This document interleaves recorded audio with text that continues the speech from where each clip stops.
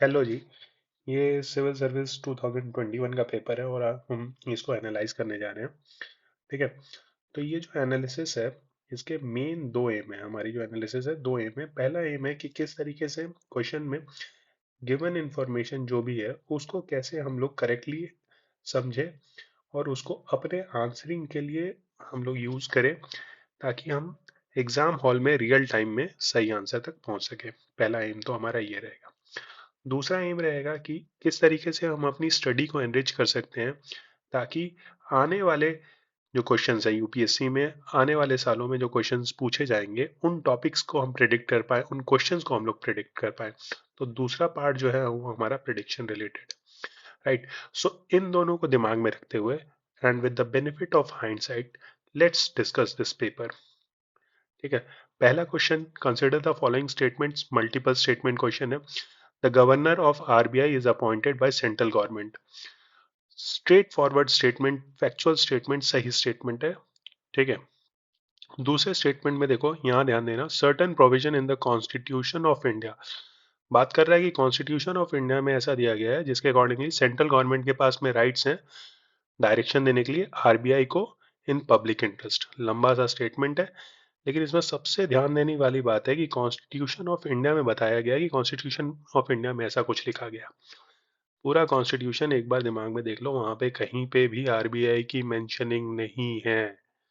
तो ये आपको क्या करता है, ये आपको शॉर्ट शॉर्ट बता देता है कि भाई इस स्टेटमेंट में कुछ तो गड़बड़ है। मतलब ये स्टेटमेंट कॉन्फिडेंटली आप कर सकते हो कि भाई गलत है। ठीक है। इस कॉन्स्टिट्यूशन ऑफ इंडिया जो यहाँ पे लिखा हुआ है ना, इसने आपकी हेल्प कर दी, इसने आपको बचा लिया। अगर यही मिसिंग रहता तो स्टेटमेंट का मतलब कुछ और रहता, फिर क्वेश्चन का लेवल कुछ और रहता। ठीक है। तीसरा स्टेटमेंट देखो, the governor of RBI draws his power from RBI act. बिल्कुल सही स्टेटमेंट है, फैक्चुअल स्टेटमेंट है। अपन इसके साथ में कोई दिक्कत नहीं अपने को। इसके बेसिस पे अगर देखोगे तो सी ऑप्शन जो अपना फर्स्ट एंड थर्ड वाला सही है। अब ऐसे क्वेश्चन में एक और बात, जिस क्वेश्चन के बारे में, जिस स्टेटमेंट के बारे में आप ओवर श्योर हो, मतलब पूरी तरीके से श्योर हो, सॉरी, आप पूरी तरीके से श्योर हो, आप क्या करो कि उस स्टेटमेंट को एक बार ना उसको ऑप्शंस के साथ रिलेट करके देखो। मान लो जैसे यहाँ टू के बारे में श्योर हैं कि भाई ये नहीं होगा। ठीक है। तो अपन एक बार मिला के देख लेते हैं। तो ए ऑप्शन में भी टू है, बी ऑप्शन में भी टू है, डी ऑप्शन में भी यहाँ पे भी टू है, एक ही ऑप्शन है सी जहाँ पे ये नहीं है। उस बेसिस पे भी ये क्वेश्चन हो जाएगा। ठीक है। फर्स्ट क्वेश्चन की बात रही, कंप्लीट हो गया। सेकंड क्वेश्चन पे चलते हैं। With reference to casual workers employed in India, consider the following statement. Casual workers की बात हो रही है, तो पहले में लिखा गया है कि all casual workers are entitled for employ provident fund coverage. सारे के सारे। ठीक है। तो हुआ गया था कि सुप्रीम कोर्ट का एक डिसीजन आया था जिसमें बोला था कि प्रोविडेंट फंड के मामले में परमानेंट जो वर्कर्स रहते हैं उन्हीं के पार में रखा जाएगा जो कैजुअल वर्कर्स होते हैं उनको। ठीक है। तो उस बेसिस पे क्या लगता है कि अपना ये स्टेटमेंट जो है वो सही है। और इस स्टेटमेंट को लेके थोड़ी सी कंफ्यूजन भी है। तो मैं क्या करता हूँ ना कि एक बार रूल्स दिखा देता हूँ, रूल्स में और स्पेसिफिकली कहाँ पे इसका एक्सेप्शन है, क्योंकि यहाँ पे इन्होंने ऑल लिखा हुआ है। ठीक है। यानी इनके अकॉर्डिंगली सारे के सारे कैजुअल वर्कर्स। तो भाई इसमें क्या होता है कि यहाँ पे जैसे ये देखो, as an employer you may be exempt from registering for the EPF scheme if you employ fewer than 20 people. मतलब ये है कि यहाँ पे एम्प्लॉयर जो है उसकी जजमेंट पे है कि वेदर वो ईपीएफ स्कीम के लिए रजिस्टर करना चाहता है कि नहीं। ठीक है। यहाँ पे एम्प्लॉय की नहीं चलेगी। ठीक है। ऐसे केस में जहाँ पे 20 से कम लोग काम, जिस ऑर्गेनाइजेशन में 20 से कम लोग काम कर रहे हो। ठीक है। तो इस अनुसार से ये स्टेटमेंट जो होता है वो हो जाता है अपना गलत। ठीक है। सेकंड स्टेटमेंट देखो, all casual workers are entitled for regular working hours and overtime payment. बिल्कुल सही है। ठीक है। जो फैक्ट्रीज एक्ट है उन सब में ये सारी चीजें मेंशन है, कोई दिक्कत नहीं है। ये स्टेटमेंट जो है अपना सही है। मेजरली पहला स्टेटमेंट जो था उसमें कंफ्यूजन था।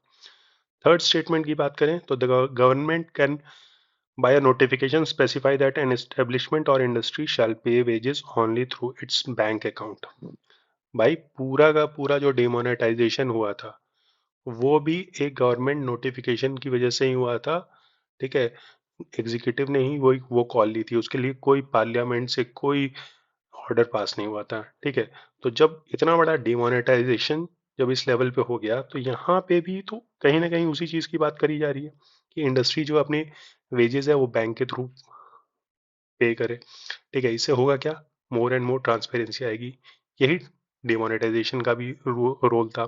तो यहाँ सेम गवर्नमेंट बाय नोटिफिकेशन ये कर सकता है, बिल्कुल कर सकता है, कोई दिक्कत नहीं है। और हमारे पास में इसका एक इससे बड़े केस का हमारे पास में एक पहले से हो रखा है 2016 में, वो हमने देख रखा है डिमोनेटाइजेशन। तो उस बेसिस पे अगर देखो तो ये थर्ड ऑप्शन भी जो हमारा वो सही होता है, ठीक है। तो second and third B option जो है वो अपना हो जाएगा, ठीक है। अब थर्ड क्वेश्चन देखो, थर्ड क्वेश्चन क्या बोलता है, which among the following step is most likely to be taken at the time of an economic recession. ऐसे क्वेश्चन जहाँ पे मोस्ट लाइकली हो, बेस्ट अमंग ऑल हो, तो वहाँ पे क्या होता है कि एक रिलेटिवली आपको चूज करना पड़ता है। जितने भी आपके ऑप्शन है उसमें से रिलेटिवली आपको चूज करना है, ठीक है। तो यहाँ पे ऑप्शन के अकॉर्डिंगली आंसर होता है। आपको क्या करना है कि हर एक ऑप्शन को देखना है और उसको एनालाइज करके फिर उसके बाद में आंसर तक पहुंचना है। यहाँ पे पहला ऑप्शन देखो, यहाँ पे दो पार्ट्स हैं, हर एक ऑप्शन में दो पार्ट है। Cut in tax rates, increase in interest rate. अपना जो भी बेसिक है इकोनॉमिक्स का उसके बेसिस पे इसको अप्लाई करके देख लो और फिर वहाँ पे आंसर निकल जाएगा। जैसे मान लो इंक्रीज इन इंटरेस्ट रेट है, इसको करके देख लेते हैं। तो इंटरेस्ट रेट जो है वो आपका इंक्रीज हो रहा है। भाई इंटरेस्ट रेट इंक्रीज हो जाएगा यानी बैंक्स जो लोन देंगे, लोन पे इंटरेस्ट रेट इंक्रीज हो रहा है। तो लोन पे जब इंटरेस्ट रेट इंक्रीज हो रहा है तो सीधी सी बात है, अब ये बताओ कि लोग इसको लेंगे कि नहीं लेंगे। अगर लेंगे तो उन्हें ज़्यादा इंटरेस्ट रेट वापस पे करना पड़ेगा, तो लोग इससे दूर भागेंगे, ठीक है। इससे दूर भागेंगे, ठीक है। दूर भागेंगे तो इकोनॉमिक जो एक्शंस होने चाहिए थे वो अप्लाई नहीं होंगे, ठीक है। तो इकोनॉमिक रिसेशन के टाइम में ये तो नहीं लिया जाएगा, ठीक है। दूसरा क्या कहता है, increase in expenditure on public projects. तो पब्लिक प्रोजेक्ट्स की भी बात करके देख लेते हैं। तो पब्लिक प्रोजेक्ट्स इस पे एक्सपेंडिचर इंक्रीज हो रहा है, तो इससे होगा क्या, जॉब्स इंक्रीज होंगी। जॉब इंक्रीज होगी तो लोगों की इनकम इंक्रीज होगी। इनकम इंक्रीज होगी, डिस्पोजेबल इनकम इंक्रीज होगी। डिस्पोजेबल इनकम इंक्रीज होगी तो मतलब डिमांड इंक्रीज होगी। तो डिमांड इंक्रीज होगी तो उसकी वजह से इकोनॉमिक एक्टिविटीज बढ़ेंगी, राइट। और यही एक्शन तो इकोनॉमिक रिसेशन के टाइम में लिया जाएगा, ठीक है। तो ये बी ऑप्शन जो है वो हमारा होता हुआ नजर आ रहा है। इसी तरीके से सी और डी आप खुद करके देख लो, आपको समझ में आ जाएगा। और उस बेसिस पे आपको क्या है कि समझ में आ जाएगा कि बी आंसर जो है वो सही है, ठीक है। थर्ड क्वेश्चन भी हो गया। फोर्थ क्वेश्चन देखते हैं, कंसिडर द फॉलोइंग स्टेटमेंट। यहाँ पे बोला है कि बाकी सारी चीजें अनचेंज्ड हैं। तो market demand of a good might increase if, चार केसेस दिए हुए हैं। अब देखो होता क्या है, price of its substitute decreases increases, sorry, substitute increases. तो यहाँ पे क्वेश्चन, ये जो क्वेश्चन है इसमें बेसिकली इन्होंने जो फैंसी लैंग्वेजेस यूज की है उसी बेसिस पे ये क्वेश्चन है, और बाकी इस क्वेश्चन में है कुछ नहीं, बेसिक इकोनॉमिक्स है। सब्स्टिट्यूट इंक्रीजेस का मतलब पानी के पानी बॉटल के दो ब्रांड्स हैं, एक मान लो किनले, मान लो क्या होता ही है, एक किनले और एक एक्वाफिना, ठीक है। तो ये इसका सब्स्टिट्यूट है। अब लेट से कि एक्वाफिना की 20 रुपए की बॉटल आती थी 1 लीटर की, अब 30 रुपए की होगी, तो सब्स्टिट्यूट की कीमत इंक्रीज होगी। तो इसकी डिमांड, अब लोग ये क्यों खरीदेंगे, यही खरीद लेंगे, ठीक है। तो डिमांड तो इसकी इंक्रीज हुई, तो भाई ए फर्स्ट वाला जो होगा वो तो होगा ही। सेकंड देखो, कॉम्प्लीमेंट। कॉम्प्लीमेंट क्या होता है, जैसे मान लो चाय पीते हो, चाय के साथ में बिस्किट होता है, ठीक है। तो ये दोनों कॉम्प्लीमेंट है कि एक के साथ एक जाते हैं, जब चाय पी रहे हो तब उसके साथ में बिस्किट खा रहे हो, ठीक है। तो अब लेट से कि चाय की कीमत जो है वो बढ़ जा रही है, ठीक है। तो पहले जो आदमी 4 टाइम चाय पीता था वो अब 2 टाइम पिएगा। तो जब वो 2 टाइम चाय पिएगा तो उसके साथ में बिस्किट भी तो अब 2 ही टाइम खाएगा। तो अब उसकी जो डिमांड है, बिस्किट की जो डिमांड है वो जो है वो डिक्रीज हो रही है। तो इस केस में जो है वो मार्केट डिमांड जो है वो तो भाई डिक्रीज हो रही है, ठीक है। तो ये ऑप्शन नहीं होगा। Third, goods is of inferior, the good is an inferior good and income of the consumer increases. Inferior good मतलब लेट से कि खराब कंपनी का गुड पहले यूज करता था, कम कीमत के कपड़े यूज करता था, ठीक है, लेकिन अब कंज्यूमर की जब इनकम रेज होगी तो अब वही थोड़ी यूज करेगा, अब तो दूसरे कपड़े यूज करेगा, ब्रांडेड कपड़े यूज करेगा, ठीक है। तो यहाँ पे क्या है कि ये वाला स्टेटमेंट जो है वो इसके अकॉर्डिंगली नहीं जा रहा है, ये स्टेटमेंट भी गलत है। इसी तरीके से फोर्थ स्टेटमेंट है इट्स प्राइस फॉल्स, ठीक है, कोई भी चीज़ है उसकी अगर प्राइस फॉल करेगी तो उसकी डिमांड तो इंक्रीज करेगी करेगी। बेसिक, तो बेसिक के बेसिस पे हमारा फर्स्ट एंड फोर्थ जो है वो सही बैठता है, और ए हमारा जो है उसके अकॉर्डिंगली हमारा आंसर निकल के आता है। तो यहाँ पे हमने किया क्या, हमने बस ये किया कि क्वेश्चन में जो इन्होंने फैंसी टर्म्स लाए हुए थे उसको ब्रेक डाउन किया और एनालाइज करके हमने अपना आंसर निकाल लिया। इस बेसिस पे ये थोड़ा सा इजी लेवल क्वेश्चन है, ठीक है। हम नेक्स्ट क्वेश्चन की तरफ बढ़ते हैं। With reference to urban cooperative bank in India, consider the following statement. First statement, they are supervised and regulated by local boards set up by the state governments. पहला statement है कि उसकी supervision और regulation कौन करता है, तो boards super जिनको सेटअप किया जाता है स्टेट गवर्नमेंट से।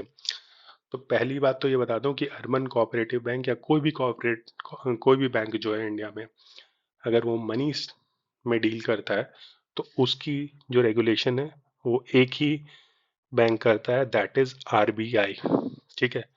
इसका एक मात्र इसका जो है वो एक्सेप्शन है, वो है पीएसीएस, ठीक है। पीएसीएस क्या होता है, प्राइमरी एग्रीकल्चर क्रेडिट सोसाइटी, ठीक है। तो ये इसका एकमात्र एक्सेप्शन है, इसको आरबीआई रेगुलेट नहीं करता है। बाकी जितने भी बैंक हैं जो मनी में डील करते हैं सबको रेगुलेट कौन करता है, सबको आरबीआई रेगुलेट करता है। तो अर्बन कोऑपरेटिव बैंक्स को भी यही रेगुलेट करता है, ठीक है।